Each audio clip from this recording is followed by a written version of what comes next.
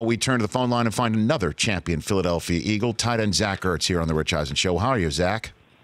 Hey, man, I'm doing well. How you doing? I'm doing fine. How was Fallon last night? How was that for you? Yeah, it was fun. It was definitely a cool experience. Watching those shows growing up, you see all the past champions go on there, and for us to go out there not only by myself, but to have all my friends up there with me was a ton of fun. Definitely an experience I won't forget. So, and yesterday, we as sports fans, thanks to the brilliance of NFL films, were taken inside that trick play, the fourth down play at the end of the first half, the Philly special as it is known. And I could see you were in the periphery of the conversation of what Foles had with Doug Peterson, and obviously in that huddle. Walk me through that fourth down moment, Zach, when you were going through it yourself. Yeah, I think we had a play call up before that, and then I think they called a timeout, correct? Correct, sir. That's when I thought you were going to settle for a field goal at that point, to be honest with you. Yeah, that was kind of the mindset that I had going in. I was like, okay, we'll probably kick a field goal at this point. And then I'm walking over there, and I'm hearing them talk about Philly special, as everyone knows what it's called now. I'm like, wait, it's 4th and 1 from the 1-yard line, and we're going to call Philly special with Trey Burton throwing the ball. Myself, Alshon, Nelson aren't even in the progression. We're going to throw the ball to Nick for a touchdown on 4th and 1 from the 1. I honestly couldn't really believe it at the time, but obviously it worked out. Trey, former quarterback, made a great throw. Nick is a very underrated athlete. Obviously he was able to catch the ball, but to call that play on 4th and 1 right before half, when probably 99% of coaches would have just taken the points, was a huge play in the game, and I think it speaks volumes about our head coach. So you have no quarterbacking history at all, Zach, for you to make that throw potentially in Philly special? I played it 1 year of high school, and then I moved to wide receiver from there. So my history at the position was a lot further back than when Trey obviously played it in college. So I never even got a look, unfortunately. Well, you know what I'm trying to do, because I like going next level as a broadcaster. Everybody's trying to make a quarterback controversy out of Foles and Wentz. I want to make one out of you and Trey Burton right now. What do you think? Exactly. I think I could beat him. I think I throw a better ball than Trey. I'm not going to back down from that. There we go. You're a competitor. That's the competitor of you coming out. Chris Brockman, tweet that out.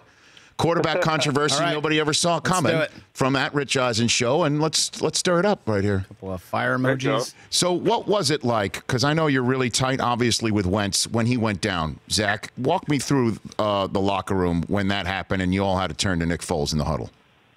Yeah, it was tough. Obviously, we were playing the Rams at the time, and Carson never shows any real emotion. And for him to kind of sit there on the field pointing at his knee, you kind of knew something was probably pretty wrong.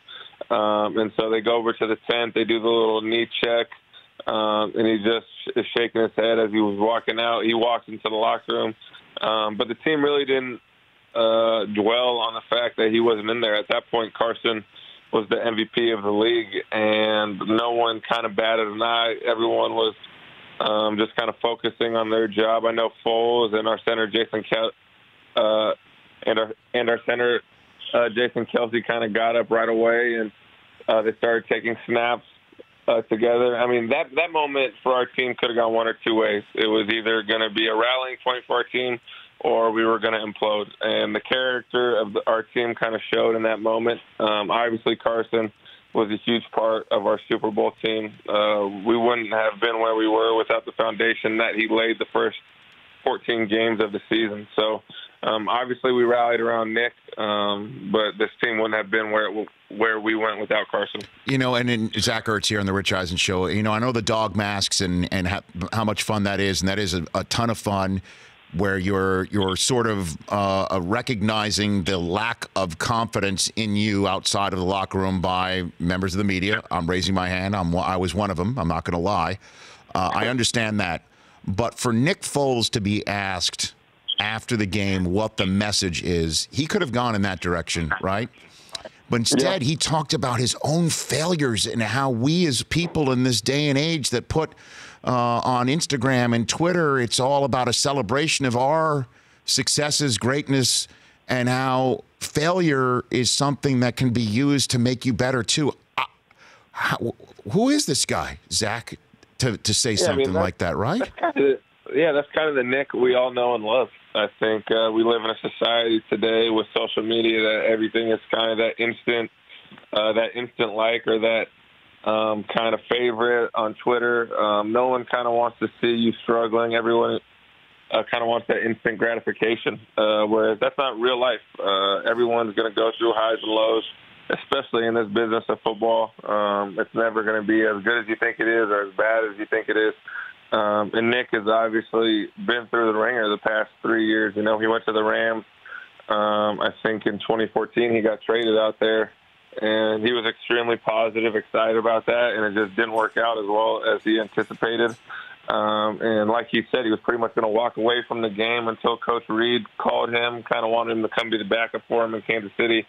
And I've spoken to him in the past about that experience, and that's when he kind of said, I started having fun playing football again. You know, being in this city in Philadelphia, if you're losing at times, it's not the most fun because the fans are so passionate. They expect us to win each and every week. But this city right now is so much fun playing for. Our team is probably the closest team I've ever been a part of. And I thought Nick's message after the game was spot on. I don't think anyone could have said it better than that. Yeah, and it really, like I told Malcolm earlier in the show, it's made me a fan of his for life. My wife too. We have told our children about that. Like we have a 9, 6, and 4 at home. You know, we told them about that, and I do have to tell you because you know I know you don't have kids yet with your wife. This day will come. You know, my 6-year-old looked at me, took that in, and said to me, because he's a Patriot fan, Dad, that Zach Ertz touchdown shouldn't have been a touchdown. That's what he said to me. You know? So that's how he's dealing with it, huh? Well, you know what? I mean, we're trying. You know, we're trying as a couple. That said, was there a moment when there was the review of your touchdown where you thought for a second maybe this was not a touchdown, Zach? There was never a moment, honestly, I promise you, that I ever wavered in my thinking of that was a touchdown. I thought they went over there just to kind of look at it and make sure because they have to review every touchdown in the NFL.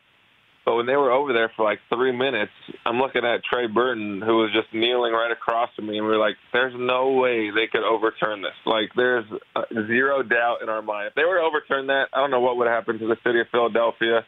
They would have been riots. So I'm glad for our city's sake that they didn't overturn it. And I don't think there was any doubt. I still don't understand what took so long. Well, it's because the ball movement in your hands as you leapt across the goal line. I thought this is a touchdown because you took 2 steps, at least 3 steps before you were contacted, and then you dove. The ball in your hands, the way it turned, looked just like Jesse James, just like your colleague from Pittsburgh against the Patriots. It looked just like that, the way it turned in your hands, and that's when I thought, oh, my gosh, maybe that is not a touchdown. Well, I respectfully disagree a little bit because I think I caught the ball at like the 5-yard line and ran in. No, you did. No, you did. What I'm saying, no, exactly. I'm with you on that. I agree. And this was upheld properly. I'm giving you the impression of why people thought it wasn't because we saw the ball turn in Jesse James's hands in the same manner, diving across the goal line. Yeah, he kind of jumped like he caught the ball and like.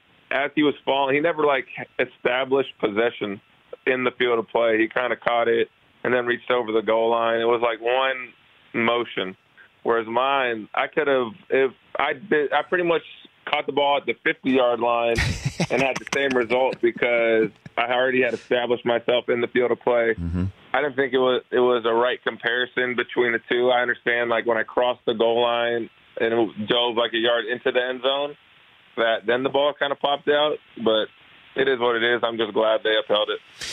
A couple more minutes here with Zach Ertz, Eagles tight end. What's a conversation like with a wife who has been there and done that in her own right in the world of soccer? What are your conversations like? You've got a Lombardi trophy, and your wife is one of the most decorated on the planet in her profession. Zach? Yeah, you know, we're just extremely proud and happy for one another. You know, obviously as athletes, we have goals from the moment I started playing football and she started playing soccer. She had a goal of winning a World Cup, and I had a goal of winning a Super Bowl. And so when we're watching the other person do what they love and doing it at a high level and enjoying that success, that's when we're extremely happy for them, only because we know that they're extremely happy in that moment. Our relationship wasn't built on athletic success. We started dating in college before I even knew she played soccer or she knew that I played football. This season right now that we're in with the sports is extremely difficult at times, but it's a ton of fun too. So we do a lot of long distance at times, but at the end of the day, like I said, it's going to be a short season of our life. I'm extremely happy for all the success she's had, and she feels the same way about me. Do you have any advice, marital advice for Carson Wentz, who just took the plunge?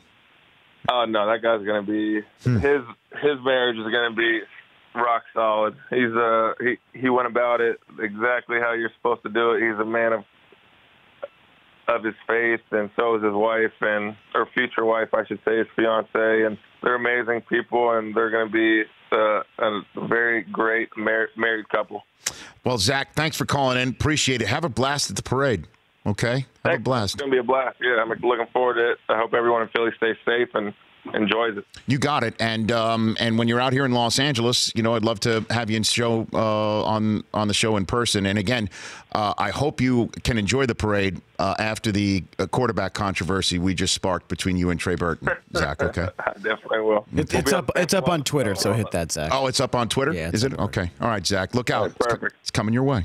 Thanks again. See you guys. You got that, Zach Ertz, ZErtz_86 on Twitter. The Rich Eisen Show, weekdays at noon Eastern on Audience.